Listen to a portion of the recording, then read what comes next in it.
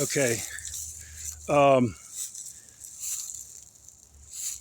Who should be considered the whore of Babylon? I think if Michelle Obama is a man, Michael Obama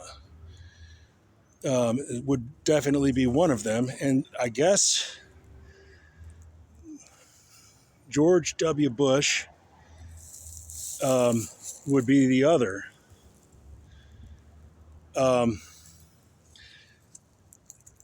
George W. Bush and Michael Obama, if Michelle Obama's a male, they would share the title Whore of Babylon because of George W. Bush invading Baghdad,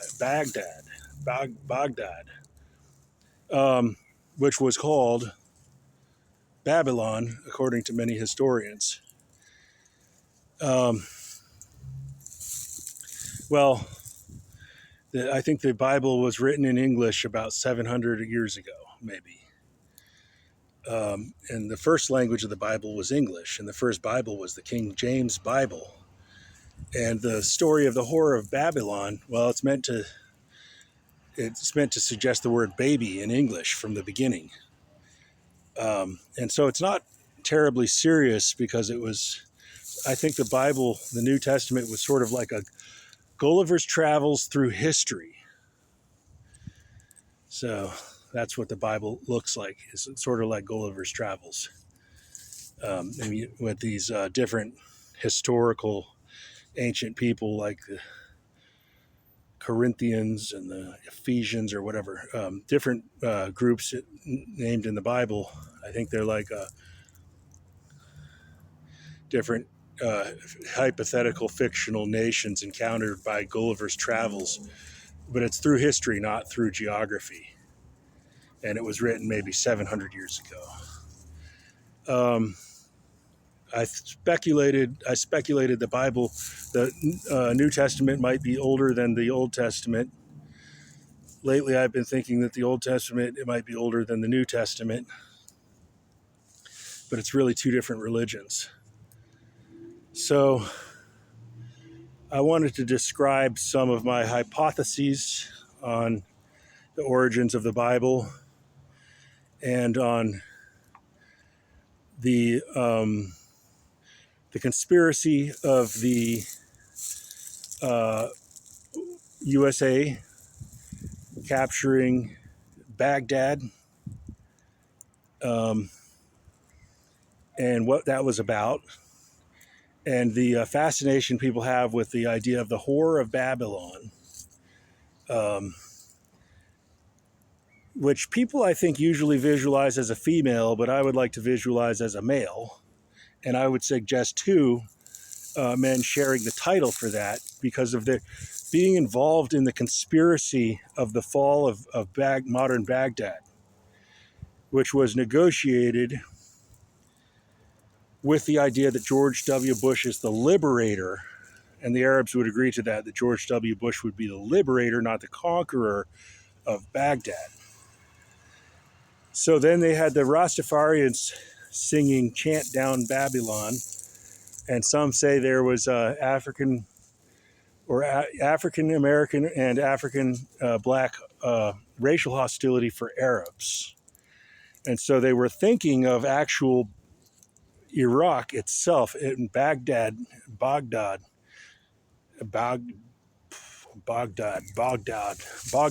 guess, itself, while they were saying, well, America is the great Satan. America is, this is what they would say, the modern Babylon, they would say, is the USA. And there's a good arguments for that.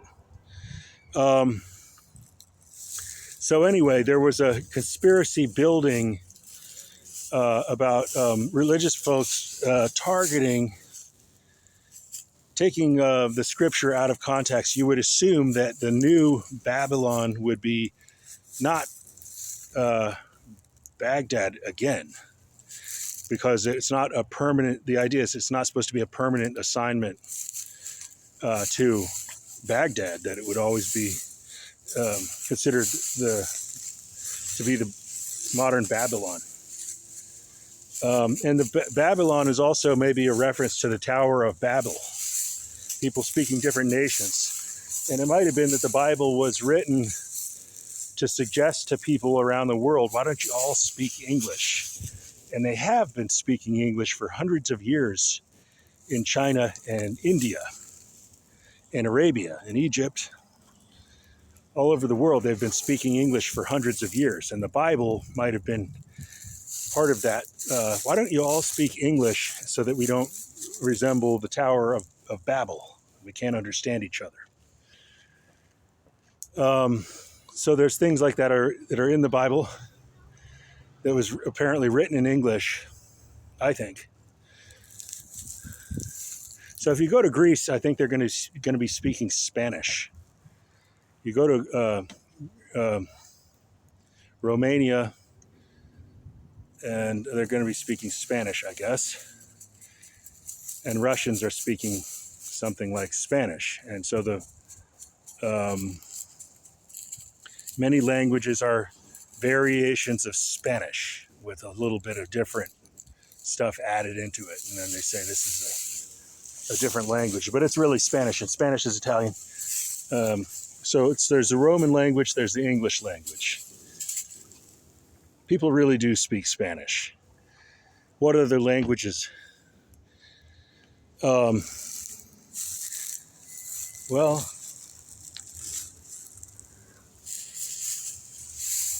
anyway, I will make more videos to make sure that people understand I'm the author of what I've written, because I can extend it using my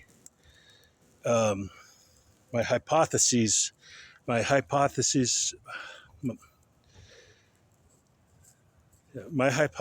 on history. I can extend it and tell more about it and find more discoveries of history.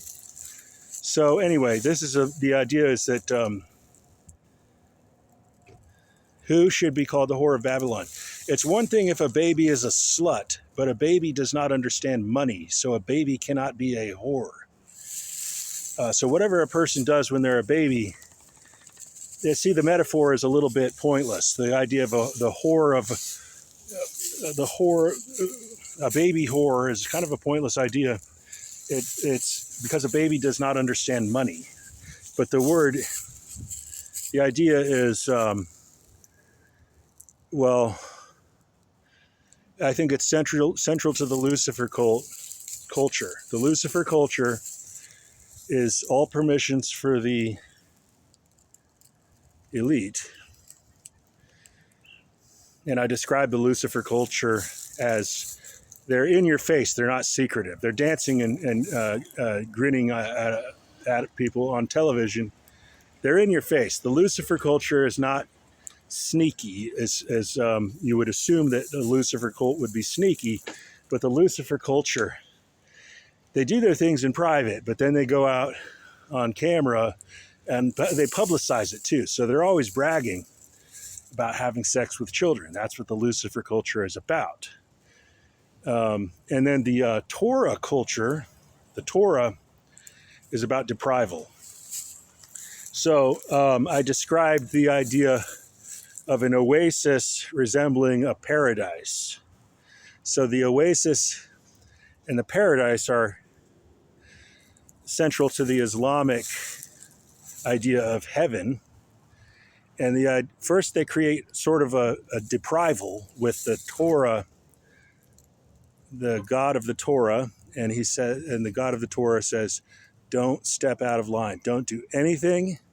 Never be gay. Wait your turn to get married at the right age. One man, one wife. Never step out of line, and nothing. You can't do anything else except for wait to come of age, then get married. Take your vows of exclusive marital wedlock, and then make children.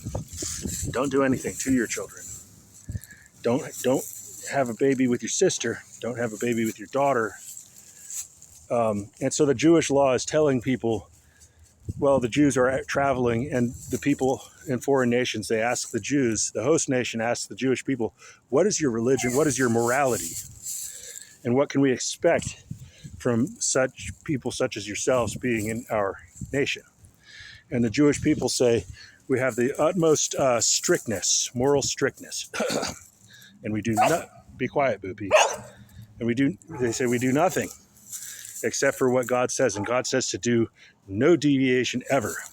But then they have the secret Lucifer culture. The Lucifer culture, men have sex with their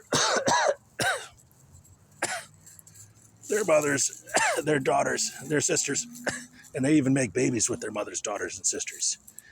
Their mother's young enough. So the Lucifer culture is the opposite of the Jehovah Torah.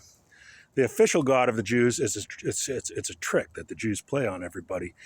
They say, here's the official God, and it's described in Moses' 10 Commandments. And so anyway, the Lucifer culture is Jews doing whatever they want to do. And okay, so I wanted to get a little more into how that relates to Alistaire Crowley, who was a traveling Englishman who probably was half Jewish or so, and he went into the Islamic nations, and he returned to London, and he described what he called thelema. And that's really just Judaism, Lucifer culture, described in a new way. And I've described it again. I was paranoid about Alistaire Crowley, and I thought he would be much more, I don't know.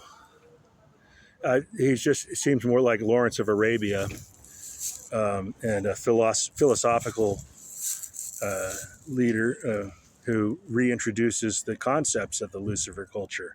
But the Lucifer culture doesn't work without the deprival culture.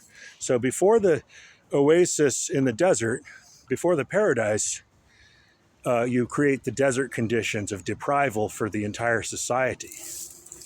So that's what the Lucifer culture uses Jehovah's restrictions to create the deprival culture. And then it makes more saved up desires to be consolidated within the Lucifer culture, secret society, paradise, oases and paradise. That's the sort of the Islamic idea. So then,